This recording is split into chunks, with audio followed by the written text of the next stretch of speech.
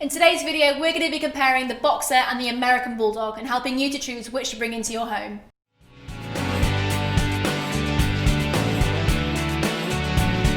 For two breeds that look so much alike, how can they have such different origins? Let's take a look and find out. The Boxer has German heritage. His origin goes way back to the Assyrian Empire as far as 2,500 years in time. The Boxer as we know him today, though, can be dated far later. He is thought to be the descendant of a larger, heavier German breed referred to as the Bullenbeißer or Bullbiter in the late 18th and early 20th century. The Bullenbeißer was Germany's big game hunter used by noblemen to hunt and catch impressive prey like bear, bison and wild boar. By 1865, the bull hunt had ended and the Bullenbeißer no longer had a job.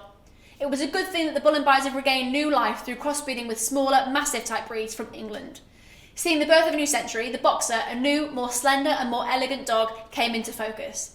The American Bulldog is a completely different story. He's a direct descendant of the English Bulldog, but as the name suggests, quite the journey was done with both looks, temperament and his job. It is believed that the English Bulldog was brought to America in the 17th century by immigrants who used them as an all-round dogs, mainly focusing on various farm tasks. They were especially known for their ability to hunt down feral pigs, but also guarded and protected their human families and their farms.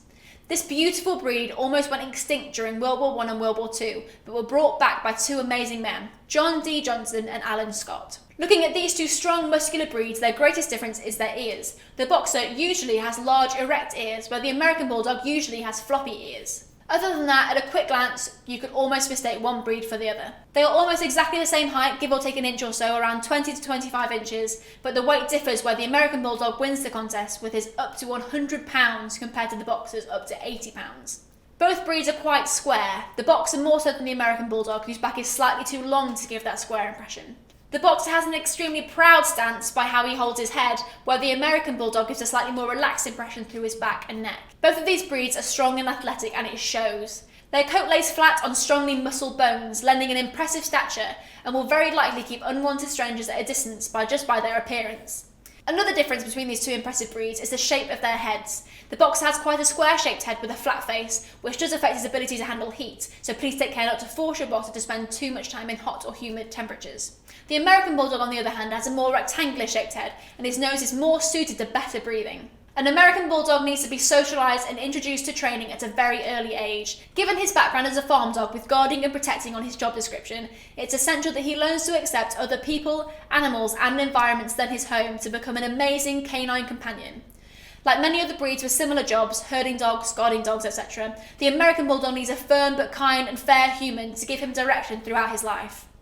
Given that he gets all that, you'll end up with a best friend who will amuse you with his clown-like behaviour when he's happy and excited.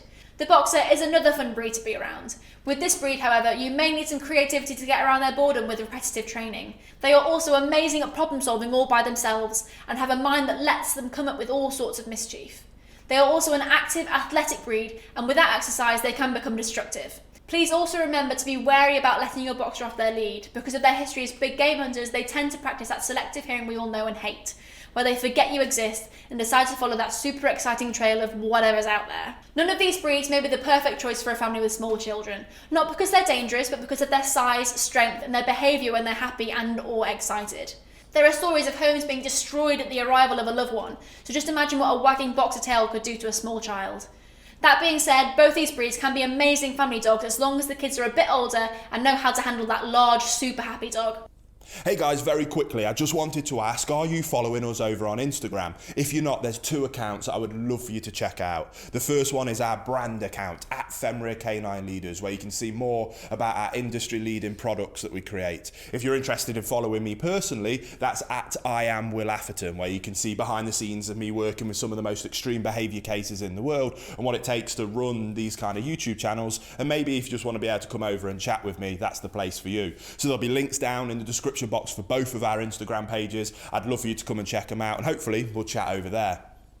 If you decide to get one of these breeds, you need to be prepared for a lot of physical activity and to entertain the dog with mental stimulation more than less of the time. Now, whilst these dogs may seem like super dogs, they are also quite soft and tender. They need their people, they want to spend as much time with them as possible, therefore you shouldn't leave your Boxer or American Bulldog out in the yard. Instead, let them stay with the rest of the family inside the house, and make sure you socialise both these breeds whilst they are puppies. It can be hard work, but it'll be worth it in the end.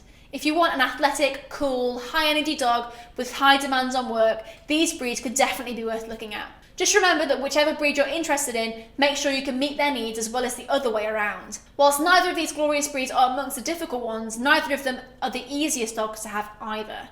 But to prevent a hard time for you and your dog, it's still important that you realise your own limitations and knowledge before buying a dog that you may have to give up in a year or two. With those words of advice, I hope you learned something from today's video. Do your own research and I'll see you next time.